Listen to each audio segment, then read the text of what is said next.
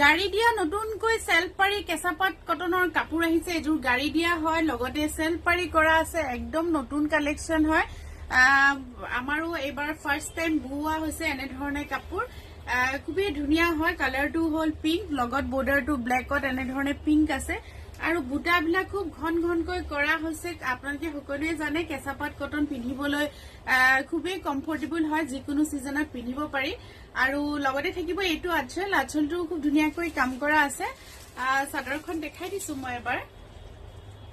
লগতে থাকিব উচ্চৰ পৰা দেখাই দিছো এইটো ব্লাউজ পিছতো খুব ধুনীয়াকৈ ডাঙৰকৈ পাৰি এটা কাম কৰা আছে